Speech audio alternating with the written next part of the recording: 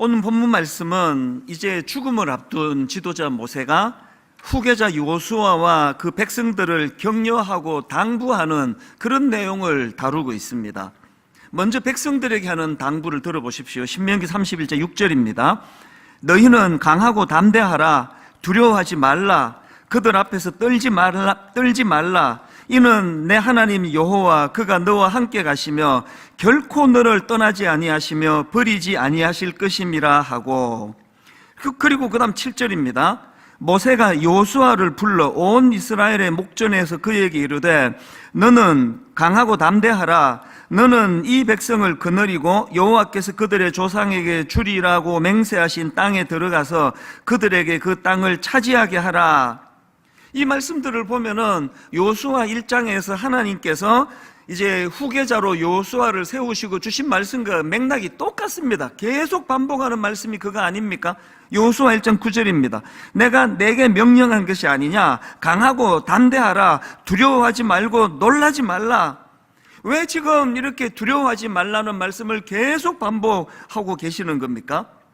그거는 이 후계자 여호수아와 백성들이 앞으로 해내야 될, 치러야 될 일들이 너무나 중요하기 때문에 그렇고요. 그리고 또 한 가지, 저나 여러분이나 여호수아나 이스라엘 백성이나 모두가 예외가 아닙니다. 우리 모두는 다 연약하기 때문에 걸핏하면 두려움에 빠질 수밖에 없는 존재이기 때문에 그렇습니다. 그래서 저는 새해를 맞이하면서 이 본문에 있는 그 상황이나 오늘 우리들의 상황이나 크게 다르지 않다고 봅니다. 해야 될 일은 너무나 지금 중체대한 일이 많고 또 우리 모두는 다 연약해서 참 걸핏하면은 두려움에 빠질 수밖에 없기 때문에, 그래서 저는 새해가 되면서 정말 하나님께 기도합니다. 하나님, 분당 우리 교회 성도님들 올 한 해도 두려움 없이 그렇게 달려갈 수 있는 한 해가 되도록 은혜 주시기 원합니다. 하나님께서 저와 여러분의 기도를 들어주셔서 올 한 해 정말 두려움 없이, 그리고 에너지 낭비 없이 하나님 주신 그 꿈을 향하여 달려가는 한 해가 되기를 바랍니다. 자, 이런 마음으로 이제 오늘 본문 말씀을 좀 살펴보려고 하는데요. 오늘 본문에 나오는 그 지도자 모세의 삶을 보면은요, 참 딱 한마디로 정리가 되는 것 같습니다. 모세의 삶은 이렇게 요약할 수 있습니다. 모세는 하나님께서 계획하신 대로, 이게 중요합니다. 탈선하지 않고 선을 벗어나지 않고 하나님께서 계획하신 대로 목표를 향하여 두려움 없이 달려간 인물이었다. 이게 참 부럽지 않습니까? 저나 여러분의 인생을 딱 이렇게 한마디로 요약할 수만 있다면 얼마나 좋겠습니까? 우리 모두가 다 두려움 없이, 그리고 인생의 낭비 없이 하나님이 계획하신 그 길을 잘 달려갈 수 있기 위해서 우리는 두 가지 구비해야 될 게 있습니다. 정말 모세와 같은 삶을 원하신다면 우리가 구비해야 될 이 두 가지를 늘 기억하셔야 된다고 생각합니다. 두려움 없이 달려가는 인생이 되기 위해서는 첫째로요, 자기 집착에서 벗어나야 합니다. 이 자기 집착에서 벗어나기, 제가 오늘 본문에서 주목하는 포인트가 하나 있는데요. 자, 본문 신명기 31장 1절과 2절입니다. 또 모세가 가서 온 이스라엘에게 이 말씀을 전하여 그들에게 이르되 이제 내 나이 120세라 내가 더 이상 출입하지 못하겠고 여호와께서도 내게 이르시기를 너는 이 요단을 건너지 못하리라 하셨느니라. 지금 모세는 죽음을 앞두고 있다고 말씀드리지 않았습니까? 그런 상황에서 지금 모세가 갖고 있는 참 가슴 아픈 현실이 어떤 겁니까? 2절 말씀 그대로예요. 여호와께서 내게 이르시기를, 모세 아닙니까? 여호와께서 내게 이르시기를 너는 이 요단을 건너지 못하리라 하셨느니라. 이게 모세 개인에게 얼마나 끔찍한 이야기입니까? 아니, 홍해를 건너고 40여 년 동안 꿈에도 그리면서 달려갔던 약속의 땅, 그게 가나안인데 모세 너는 거기 못 간다. 제가 오늘 본문을 읽으면서 참 특이하다 생각하는 건요, 모세에게서 너무나 분하고 원통하고 억울하고 막 하나님께 막 따지고 싶은 그런 하나님의 조치에 대해서 별로 연연하지 않는 모습을 보인다는 겁니다. 모세 마음에 갈등이 별로 느껴지지 않습니다. 그래서 오늘 본문이 긴 8절까지 이 말씀 속에서요, 모세가 딱 한마디 합니다. 자기가 관련해서. 나는 가나안에 못 들어간다. 하나님이 그렇게 말씀하셨다. 그리고 끝이에요. 더 이상의 부연 설명도 없고요. 여러분, 이게 쉬워 보입니까? 이 참 어려운 게요, 저나 여러분이나 우리 인간의 굴레 중에 하나는 자기 집착 아닙니까? 자기 집착? 온 우주가 나 하나를 중심으로 굴러가고, 가나안에 백성들이 들어가거나 말거나, 모세 나만 들어갈 수 있으면 참 안도가 되는 게, 이게 죄성을 가진 인간의 본능 아닙니까? 이 인간의 자기 집착 때문에 대인관계가 이렇게 복잡한 거예요. 너무나 자기 집착에 빠진 한 사람과 또 다른 자기 집착에 빠진 한 사람이 결혼을 하면 그 가정은요, 바람 잘 날이 없습니다. 이게 자기 집착이에요. 이 자기 집착 때문에 대인관계도 어렵고, 자기 집착 때문에 나이가 들수록 비굴해지고 추해지는 이런 경우들을 많이 보고요, 이 자기 집착 때문에 평생을 쌓아온 명성을 하루아침에 무너뜨리는 이런 일들을 우리 매일 뉴스를 통해, 신문을 통해, 또 주변을 통해 그렇게 듣고 보고 하는 거 아닙니까? 그런데 놀랍게도 모세에게서 이런 자기 집착이 보이지를 않는 겁니다. 세례 요한도 마찬가지예요. 요한복음 3장 30절.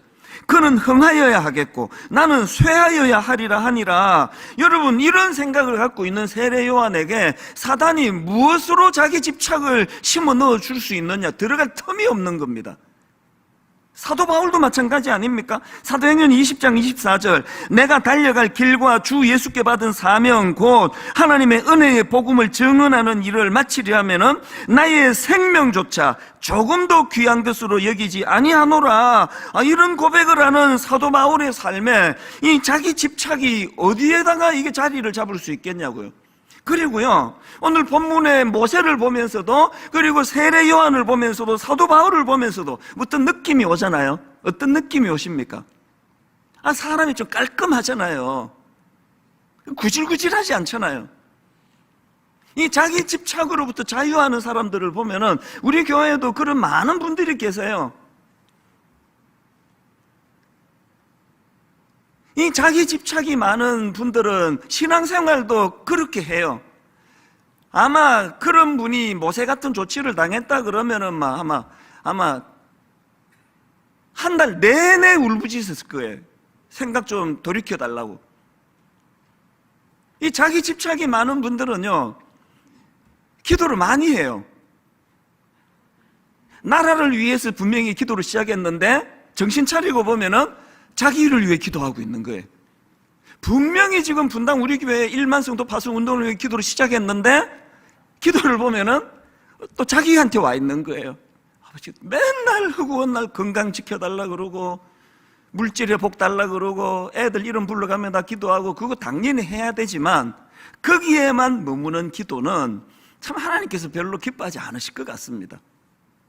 저는 한 교회를 담임하는 담임 목사로서 늘 사울왕을 저는 반면 교사로 삼고 있습니다. 여러분, 사울왕 아시잖아요? 골리앗을 이기고 돌아온 그 청년 다윗을 많은 백성들이 칭찬하고 박수 쳐주고, 여러분 좀 그러면 안 되는 겁니까? 그렇게 다윗을 사람들이 주목하니까 이 자기 집착에 빠져 있는 사울왕이니까 그건 못 견디는 거예요. 막 견딜 수가 없어가지고, 여러분이 사울왕의 인생의 뒷부분은요, 자기보다 백성들에게 주목을 더 받는 그 다윗 죽이려고 혈안이 된 일에 모든 에너지를 다 쓰잖아요. 그렇게 하고 비참하게 죽는 게 그게 사울이에요. 저는 한 교회를 담임하는 목사로서 정말 이런 일이 일어나지 않기를 기도합니다. 이 뭐예요 이게? 얼마나 인생이 구실구실합니까? 막 허구한 날 막 계속 설교 다 뒤지면서 나보다 설교 잘하는 목사 절대로 내가 안 세워야지. 그래서 설교 조금만 잘하면은 그 다음부터 그 사람이 보이지를 않아요. 그 막 충고도 해요. 그 우리 담임 목사님 듣는데 설교 너무 잘하지 마시라고. 여러분, 이런 일이 실제로 있다는 것을 여러분은 아실 겁니다. 그 담임 목사님이 유난히 나빠서가 아니라요, 내버려두면 그게 인간의 본능이에요. 그래서 저는 이 사울 왕이 너무 두려운 거예요. 세례 요한을 죽인 헤롯 왕도 마찬가지 아닙니까? 자기 집착이 많은 지도자를 만나면요, 진짜 그 나라가 큰일 납니다. 여러분, 대통령 선거를 지금 2달 앞두고 있는데 진짜 기도하셔야 됩니다. 교회가 뭐 1번 찍어라, 2번 찍어라, 또 뭐 누구 오셨다 박수 쳐드리자 이런 거 하면 안 되지만요, 교회가 나서서 정치하면 안 되지만, 그러나 성도들은 정치에 무관심하면 안 됩니다. 관심 가져야 돼요. 기도하셔야 됩니다. 두 눈 부릅뜨고 어느 후보가 자기 집착에 빠져 있는지, 어느 후보가 진짜 모세와 같이 마음을 비우고 그렇게 자기 나라를 위하여 헌신할 사람인지 정말 하나님께 기도해야 돼요. 우리는 너무 어리석어 가지고요, 겉보고 판단할 수밖에 없는 존재예요. 정말 영안을 열어달라고 기도하셔야 됩니다. 문학가인 어니 젤린스키라는 분이 쓴 모르고 사는 즐거움, 이런 책에서 저자가 이런 말을 했습니다. 한번 들어보세요. 한마디로 걱정이라는 것은 그 100% 쓸데없는 것인데 뭐 다 동의가 되지 않습니까? 이거 누가 모르느냐고요. 우리가 하는 걱정은요, 그 대부분이 다 쓸데없는 거예요. 그 다음 들어보세요. 한마디로 걱정이라는 것은 그 100%가 쓸데없는 것인데, 그것을 아는 사람들이 걱정을 못 버리는 이유는 내 고집과 집착이 고질병이 되었기 때문이다. 저는 이 말을 우리 무시하면 안 된다 생각합니다. 우리 안에요, 이 집착과 고집이 고질병이 됐기 때문에 이 걱정해도 아무 소용없다 뻔히 알면서도 늘 걱정 근심에 휩싸여 사는, 그게 우리 인생이라는 겁니다. 제가 지난 연말과 올 초에 이제 책 2권을 꺼내 읽고 있는데요, 그 중에 한 권이 김영민 교수님이 쓴 아침에는 죽음을 생각하는 것이 좋다. 제목이 되게 독특하잖아요. 아니, 무슨 아침부터 죽음을 생각하느냐고요. 근데 그 책의 내용을 보면은 이 제목의 의미를 금방 알 수 있습니다. 그 내용 한번 들어보십시오. 모든 이야기에 끝이 있듯이 인생에도 끝이 있다. 모든 이야기들이 결말에 의해 그 의미가 좌우되듯이 인생의 의미도 죽음의 방식에 의해 의미가 좌우된다. 결말이 어떠하냐에 따라 그동안 진행되어 온 사태의 의미가 바뀔 수도 있는 것이다. 이것이 바로 모든 인간은 제대로 죽기 위해 산다는 말의 의미다. 어느 자리에서 어떻게 죽을 것인가? 삶은 선택할 수 없지만 죽음은 선택할 수 있다. 인간의 평가는요, 젊을 때 어떻게 살았냐가 아니래요. 인간의 평가는 마지막에 그가 어떻게 죽었냐는 거예요. 왜 아침에는 죽음을 생각하는 게 좋다고요? 거기 나오는 한마디를 더 들어보면 더 이해하기가 좋습니다. 그 책에 보니까요, 일본 에도 시대 무사로 알려진 사람입니다. 야마모토 스네토모라는 사람이 한 말을 인용했는데 들어보세요. 아침부터 죽음을 각오하고 있어야 무사로서 합당한 행동을 할 수 있다. 저는 담임 목사로서 이 한마디가 저에게 너무나 큰 교훈이 되는 것 같아요. 아침부터 죽음을 각오해야 비굴해지지 않는다는 그 얘기 아닙니까? 아침부터 죽음을 각오해야 무사로서 합당한 행동을 할 수 있다고 한다면, 여러분, 오늘 저와 여러분이 이 모세가 가지고 있는 이제 그 죽음을 앞두고 있는데 하나님께서 너는 가나안에 들어갈 수 없다라고 말씀하시는데, 그런 자기 집착 없이 마지막까지 자기에게 맡겨진 일을 잘 감당하는 깔끔한 인생, 저와 여러분이 좀 깔끔하게 살면 좋겠어요. 뭐 타고난 외모야 뭐 어떡하겠습니까? 구질구질하게 생겼는데. 저 말고 왜 다 저를 연상하시지? 뭐 생긴 건 어떡하겠냐고요. 그러나 여러분, 우리 내면 세계는요, 우리 학이 따라가지고 너무나 매력적일 수 있습니다. 깔끔한 인생. 그런 사람 만나고 나면요, 막 산소를 들이마신 것 같아요. 아주 마음이 아주 상큼해요. 막 자기 집착에 빠져가지고 만나면 우는 소리하고 만나면 죽는 소리하고, 이게 딱 보면은 뭐 저 정도면은 먹고 살만한데, 가장 죽겠다 그러면서 그게 자기 집착이거든요. 그런 인생은요 가까이 하고 싶지 않아요. 너무 구질구질한 사람을 누가 가까이 하고 싶겠냐고요. 예수 믿는 저와 여러분, 예수 그리스도의 보혈로 거듭난 저와 여러분은 이 땅에서도 깔끔한 인생 될 줄로 믿습니다. 구질구질하게 그냥 자기 인생에 집착해가지고, 그런가 하면은 제가 신년에 읽은 또 한 권의 책이 있는데요, 예전에 나온 내려놓음이라는 책인데요, 최근에 다시 꺼내봤어요. 그 책에 보니까 저자가 자기가 겪은 이야기 하나를 적어놨는데요, 이제 아들이 만 2살, 한창 예쁠 때죠. 또 이때 또 장난감을 좋아하잖아요. 뭐 장난감 없으면 못 살 때가 요때인데요, 이 아버지가 이제 장난감 가게로 데리고 갔나 봐요. 이 아이가 그냥 막 이것도 갖고 싶고 저것도 갖고 싶고 그러다가 정말 마음에 드는 장난감 하나를 고른 거예요. 그냥 자기만한 덩치 큰 장난감인 것 같아요. 그리고는 이 장난감이 좋아가지고 껴안고 막 그냥 어쩔 줄 몰라 하는데요, 이제 어떻게 해야 됩니까? 계산대 앞에 그걸 놓고 이제 계산하고 돈 치르고 이제 이 아이 거가 되는데요, 안 내놓는 거예요. 얘가, 어린애가 막 딱 부둥켜 안고, 그래서 이거 여기 계산하고 줄게 아무리 설명해도 막 막무가내예요. 막 그래서 막 이거를 막 강제로 어떻게 하려니까 막 울고 불고 난리가 나는 겁니다. 그 어린애가 모르는 게 하나 있잖아요. 뭘 모르는 겁니까? 그 움켜쥐고 있는 걸 내려놓아야, 그래야 계산하고 그래야 진짜 자기 게 되는 걸 모르는 거예요. 여러분, 이게 우리 모습 아닙니까? 여러분이 움켜쥐어가지고 여러분 되는 게 그게 뭐가 있던가요? 이 땅은요 잠깐 지나가는 소풍길이에요. 여러분, 그렇게 돈 그러면서 막 명예 그러면서 그렇게 바등바등 하는 사람들, 그 성경에 나오는 어리석은 부자, 다 공통점이 뭡니까? 그 움켜쥐고 있는 걸 내려놔야 그게 진정한 자기께 되는데,